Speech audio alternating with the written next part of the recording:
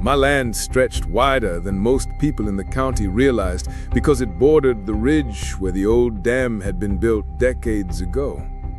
That dam wasn't just concrete and steel to me, it was history.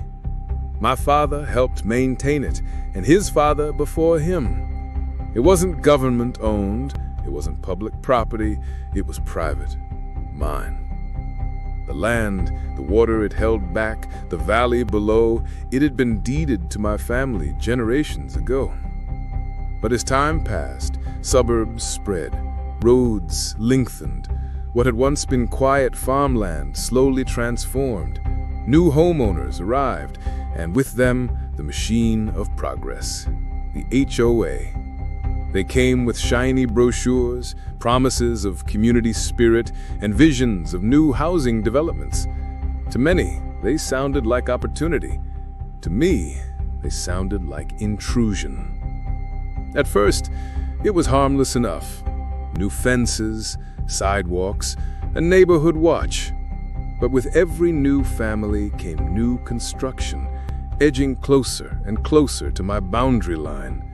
I could see it from my porch, rooftops sprouting like weeds. Their laughter carried across the valley, their lights polluting the night I once knew as dark and still. I tried to live with it. I told myself the world changes and you adapt. But then the HOA sent their first letter. It was polite at first, asking me to consider aligning with the community's shared vision by removing my barn. My barn, a structure older than their HOA charter, sitting proudly on my side of the property line. They said it was unsightly. I said it was mine. That was the beginning, a small seed of conflict planted in fertile soil. What I didn't know was just how deep their roots of arrogance would dig. The letters didn't stop. They multiplied. First about the barn, then about the state of my property. They claimed my unpaved driveway didn't meet community standards. They wanted me to install a fence that matched theirs. They even complained about the color of my home's siding. Never mind that I wasn't part of their HOA, never signed their contracts, never agreed to their rules. I laughed the first time I read their demands, but laughter turned to frustration as the fines started arriving. Envelopes stacked high, each threatening more action, each bolder than the last. I threw them out at first, then I called, then I showed up at one of their board meetings. That's when I met him, Richard Lawson, HOA president. Mid to late 50s, slick gray hair combed back, wire-frame glasses perched perfectly on his nose, and a smug smile that never seemed to leave his face. He wore authority like armor, strutting around in his navy blazer and red tie like a king holding court.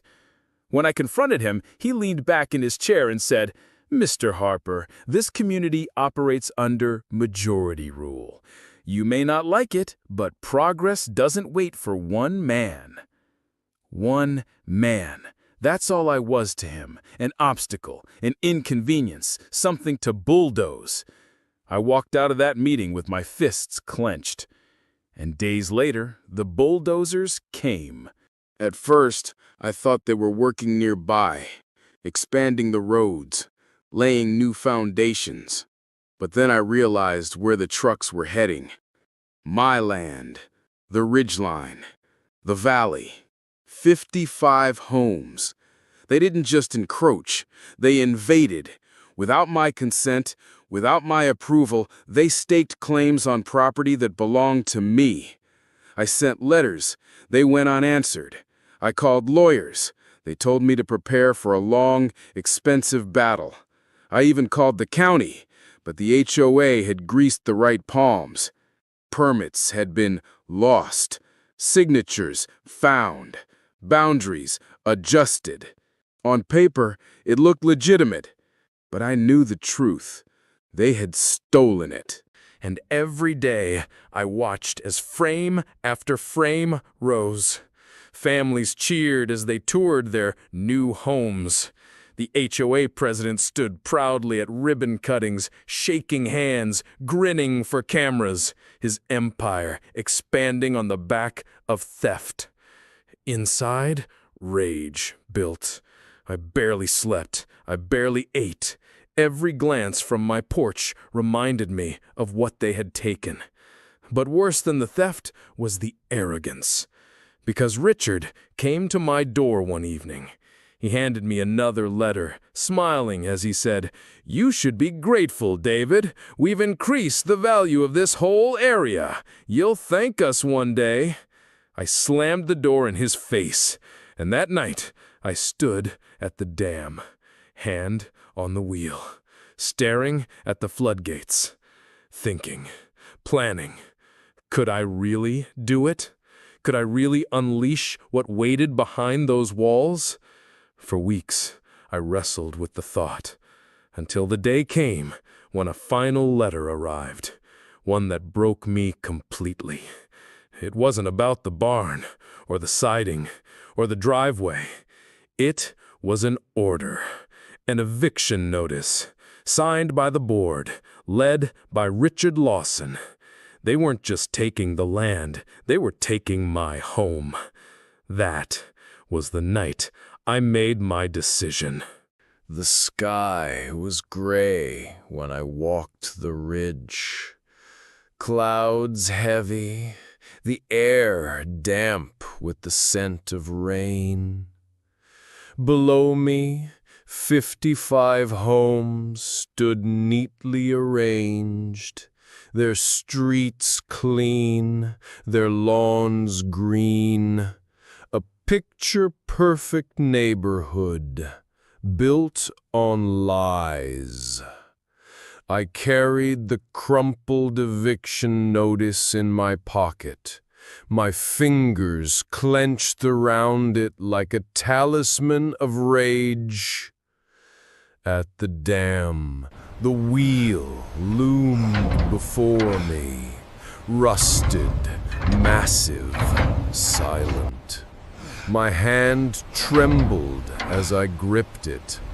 Voices echoed in my mind. Richard's smug tone, the lawyer's dismissals, the neighbor's laughter.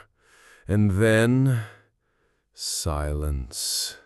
The silence of decision. I turned the wheel.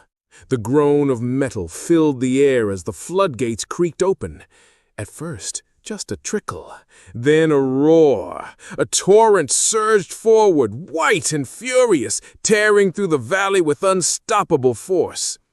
From the ridge, I watched as water swallowed streets. Fences snapped, cars floated, families screamed, scrambling onto rooftops. And at the center of it all, Richard Lawson stood on a porch, shouting orders no one could hear, his navy blazer clinging to him in the rain, his empire drowning before his eyes. Move! In that moment, I felt everything at once. The water is Rage, rising fast. relief, Move! fear, power. The homes they built on my land were gone in minutes. And when the floodwaters settled, silence returned. A silence heavier than any storm. The aftermath was chaos. Reporters descended. Lawsuits erupted. The HOA pointed their fingers at me, branding me reckless, dangerous. But as investigations unfolded, the truth surfaced. Forged permits, shady deals, corruption at every level. Richard Lawson became the face of disgrace, his smug smile replaced with a hollow stare as his empire crumbled. Families turned against him, investors abandoned him, and the HOA dissolved under the weight of its own greed. Me? I didn't walk away unscathed. I faced fines, restrictions, endless debates over whether I was a villain or a hero. To some, I was reckless. To others, a hero. But I knew one thing. I had reclaimed what was mine. The land healed. Grass grew again. Birds returned. Nature rebuilt where arrogance had failed. And as I stood once more on the ridge, looking at the quiet dam, I knew its concrete wasn't just stone. It was memory. People across the country heard my story. Homeowners, trapped under HOA control, began asking questions, pushing back, standing taller. They saw that one man, even against 55 homes, could fight back. That's the legacy. Not the water, not the wreckage, not me. The legacy is this: when power builds on stolen ground, it should never be surprised when the ground itself rises to wash it away. So I ask you, if 55 homes stood on your land, if every plea was silenced, every letter ignored, every right stripped away, what would you have done? Would you have let them take everything? Or would you have opened the floodgates and let justice flow? Because sometimes justice doesn't come in courtrooms. Sometimes it comes in waves. They thought they could strip me of my homeowner rights. They thought the fines, the threats, the intimidation would wear me down until I gave up the home I had worked my whole life for. But they underestimated me. Because when the HOA came after me with everything they had, I didn't just endure, I fought back. And in the end, it wasn't me who broke under the pressure. It was them. This isn't just a story about one homeowner against a board. What is this? It's a story about violation control, letter? About power, and about what happens when ordinary people refuse to be bullied. So the question is, what would you do if the very people who were supposed to protect your community turned against you? When I first moved into the neighborhood, I thought I had finally found peace. The houses were lined up neatly with manicured lawns and fresh paint that gleamed in the sunlight. In the evenings, the air smelled faintly of barbecue, kids' laughter drifted from one yard to another, and neighbors gave polite nods as they walked their dogs. It was a picture-perfect community, the kind of place you imagine raising a family or retiring in comfort or simply living without constant noise and chaos. My home wasn't the biggest or the fanciest, but it was mine. A modest two-story with a porch out front, a small garden where I grew tomatoes and herbs, and a backyard wide enough for my dog to run without hitting fences. It wasn't luxury. It was stability, something I hadn't had for years. The first few months were everything I had hoped for. Mornings were quiet, evenings calm. Mail arrived on time, trash pickup was consistent, and the neighborhood seemed orderly in a way that was comforting. There was, of course, the HOA. They welcomed me with a generic letter, introduced themselves as the guardians of community standards, and provided a handbook full of rules. At the time, it seemed harmless. I flipped through the booklet, saw guidelines about lawn care, fence heights, even curtain colors. Strict, yes, but I thought surely nobody actually enforces all this. I tucked the handbook away in a drawer and forgot about it. But rules are never just about the paper they're printed on. They're about who enforces them and why. And in this neighborhood, I was about to learn just how far those in power were willing to go. It started small. A notice slipped into my mailbox. Your grass appears slightly above acceptable length. I laughed when I read it. My grass wasn't long at all, barely more than an inch higher than my neighbor's. Still, the wording felt cold, more like a warning than a suggestion. I told myself it was nothing. That would be the last time. But I was wrong. That letter wasn't an isolated reminder. It was the first move in a much bigger game, a game where the board was my own property, and I had no idea how far it would go. The next few weeks brought more letters.